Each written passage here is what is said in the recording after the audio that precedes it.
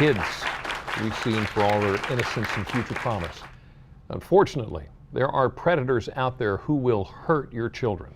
It was Christmas Day 4 short years ago as children across Delmarva were playing with their new toys and enjoying time with their families when the Wicomico Sheriff's Office announced that Sarah Foxwell's body had been found after she was abducted from her home 3 days before. A story that also rocked us just 6 months ago, the rescue of Amanda Berry, Gina DeJesus, and Michelle Knight from captivity in a house owned by their kidnapper Ariel Castro. The women had disappeared between 2002 and 2004. I may have been through hell and back, but I am strong enough to walk through hell with a smile on my face and with my head held high. And it was 4 years ago that J.C. Dugard was freed. She was held captive for over 18 years and bore 2 children to her abductor before finally being freed because of an investigation. Dugard was just 11 years old when she was knocked out with a stun gun and abducted from a school bus stop as her horrified stepfather and classmates watched.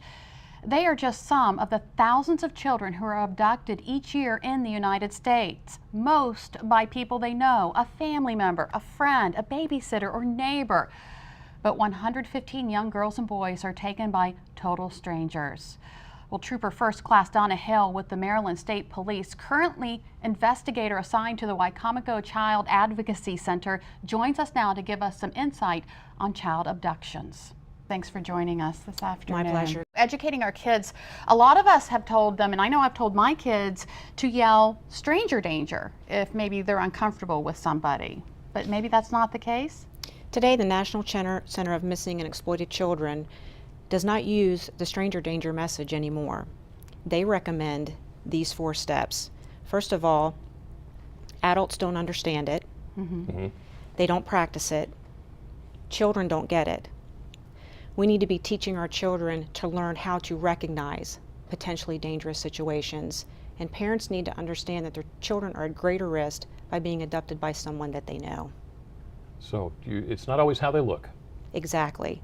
It's not always how they look. It's difficult for an adult to look at someone and tell if they're good or bad, and we expect our children to do that. Right, right. So it's kind of hard to believe that it's been 4 years since 11-year-old Sarah Foxwell was finally found. That's left a lot of wounds still fresh in the law enforcement agencies, hasn't it? As we approach that anniversary, we're all reminded in the community of what happened that week very close to Christmas. You were there. I was there. I was on patrol that weekend. I remember it was rainy and it was cold. We were all involved in the search and rescue. Yeah. Our parental abductions, let's talk a little bit about that, because we talk about how children are taken by people they know. That could include an estranged parent. Is that a problem in Wicomico County? No, it's not. However, from a law enforcement perspective, we do recommend that, because parental abductions do happen, and it is usually someone that they know, especially with parents, that if parents aren't together, that they have some sort of law-binding document that says which parent has, whether it's physical custody of the child, and all of that can be worked out through private counsel or through our local court system. Why is that important? Law enforcement does not get involved in custody battles between parents. Right. However, if there is a court-binding document that says who the child is supposed to be with or where the child is supposed to be, we can enforce that. Okay, so as long as there's something there, we can enforce that. Okay. Hate to even think this or say it out loud. Let's say something does happen. What should we as parents do first? Call 911 or your local law enforcement agency immediately. Immediately. What about Amber Alerts? We hear about Amber Alerts. Is there a protocol for when one is issued? There is a criteria for Amber Alert for law enforcement. That criteria is the abduction is of a child 17 years or younger. Law enforcement has confirmed the abduction. Law enforcement has reason to believe that the child is in imminent danger of serious bodily injury or death. Okay.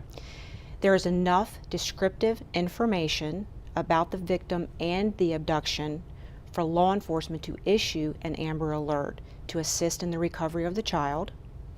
The child's name and other critical data elements, including the child abduction flag, has been entered into NCIC, which is the National Crime Information Center, and that the child is believed to be in the broadcast area.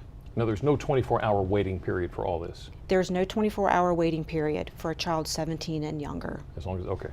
All right. So, child identification kits, are these things a good idea? Is this something we ought to do? They're very important. The National Center for Missing and Exploited Children recommends that families have an ID kit prepared for each child in the event he or she is missing.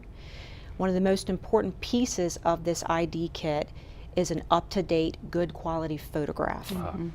Yeah, because our children, their looks change, They as they change. age. We They talked about change. this earlier. You mentioned 12 to 14. I suddenly realized, wow, my son is a completely different person. Right, They right. change. Get an up-to-date picture. All right, Trooper Hall, Important thank stuff. you so much. Very My good pleasure. information. Thank you for us. having me. And if you would like to know more about how and where you can obtain an identification kit, as well as other suggestions for protecting your little ones from being abducted, visit our website, delmarvalife.com, and click on the show tab.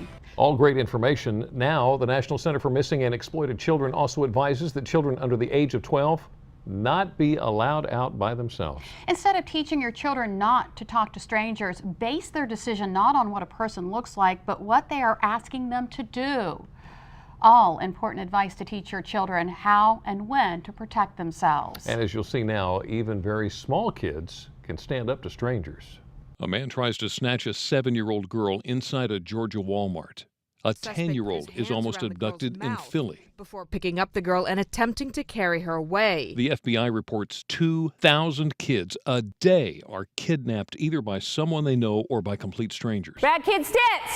Stay back! You're not my mom! That's right. And it's the trainers here at RAD Kids who are teaching these young people how to protect themselves. RAD stands for Resisting Aggression Defensively. It makes me feel safer.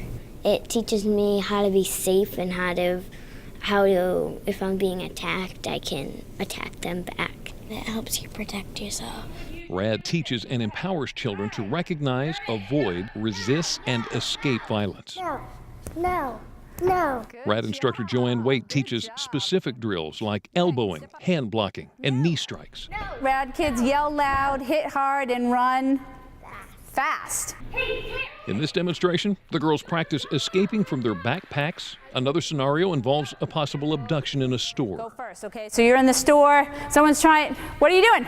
You could knock some stuff off the shelves to attract attention. Where are you gonna run? You're gonna run to safety, to the cashier. Whether they're heel kicking or using pepper fingers, the practice helps them prepare physically and mentally.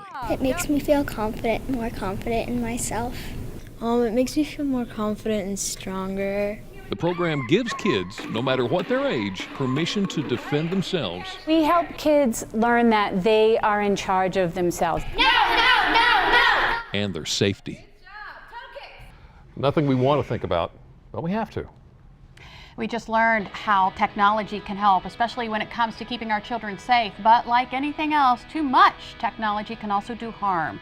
Still ahead on Delmarva Life, how much time do you or your child spend looking at your cell phone or smartphone? You might want to figure it out. Children and adults are ending up with vision problems, and those handy little devices may be to blame. WBOC's Paul Butler stops by to let us know what he found out about this growing problem. No problems in the kitchen today. We are making a dessert that's going to melt in your mouth, and I hope mine. Autumn apple, walnut, and cranberry cobbler. Oh, I'm ready for this. And later, I can't wait for tonight when actor Brad Garrett guest stars on The Crazy Ones. We'll get a preview and find out what role he'll play in the show. But first, we have a seat waiting for you in the Delmarva Life audience. We'd love to have you. To book your seat, just visit delmarvalife.com. Click on the show tab. There on the right side of the page is the ticket tab under For Our Audience, or call 443-880-9116. Delmarva Life, we'll be right back.